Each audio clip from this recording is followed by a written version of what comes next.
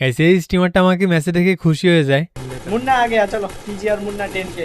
আর আশা করি বুঝতে পারছেন স্টিমার থেকে বেশি খুশি আমি, কিন্তু এই খুশিটা বেশি সময় ছিল না, তার কারণ ম্যাচের শুরুতে এখান থেকে আচমকা নক হয়ে যায়। কে মারছে সেটা বুঝতেছিলাম না, কিন্তু যখন রিপ্লে দেখতে গেলাম তখনই বুঝলাম এটা একটা হ্যাকার, যদিও পিসি লবিতে এটা নতুন কিছুই না। তো এরপর রিভাইভও পেয়ে যায়। তারপর এখানে হ্যাকারটাকে খুঁজে পাচ্ছিলাম না, কিন্তু হঠাৎ চৌধুরী ভাইকে নক করে দেয়। আমিও পুরো প্রস্তুত ছিলাম, যার জন্য এখানে হ্যাকারটাকে P90 দিয়েই নক করে দিই। যাই হোক হ্যাকারকে তো মারলাম, কিন্তু সেই স্টিমারটা কোথায়? তো তাকে খুঁজতে খুঁজতে বিমা শক্তিতে চলে আসি। সামনে প্লেয়ার দেখে একটাকে স্কোপিন দিয়ে দিই, তারপর আরেকটাকে স্কোপিন দিয়ে টিম ওয়াইপ আউট করে দিই। তো এরপর এখানে আমি আমার মাথাটা কাভারে রাখার চেষ্টা করছিলাম, কারণ শুনলাম এখানে নাকি হ্যাকারটা চলে আসছে। তো এরপর আরেকটাকে স্কোপিন দিয়ে দিই। পরে বুঝলাম এটাই স্টিমারটার টিমমেট, তো তাদের কাম থেকেও দেখেন।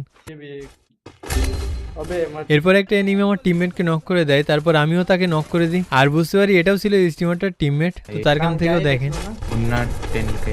हाँ तो वही तो है बाबू भैया। তারপর স্টিমারটা চৌধুরী ভাইকে নক করে দেয়, আমিও পিছন থেকে স্টিমারকে নক করে দিই।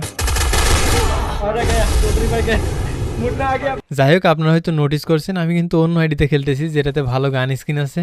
গান স্কিন থাকার কিছু সুবিধা দেখায়, এখানে আমি ভিজন দিয়ে ইজিলি বডি মেরে দিতে পারতেছি। কিন্তু আমার আইডি হলে বডি মারতে গিয়ে কিন্তু আমি নিজেই নক হয়ে যেতাম, মানে আমার আইডি দিয়ে নক করতে হলে হেডশট দেওয়াই লাগতো। আর এখানে এই আইডির গান স্কিন নিয়ে বডিতেই নক করে দিতে পারতেছি। যাই হোক আপনাদের গান স্কিন নিয়ে হতাশ হওয়ার দরকার নেই, কারণ আমি যেহেতু ভালো গান স্কিন ছাড়াই এত বছর খেলতেছি, আপনারাও আশা করি পারবেন। তো যাই হোক সামনেই কিন্তু স্টিমারটা আছে, তো বাকি ক্লিপটুকু এনজয় করুন। मुन्ना मेरे पास है, मुन्ना मेरे पास है, आओ।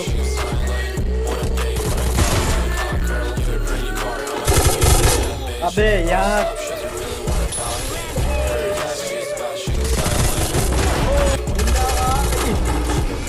I'm gonna go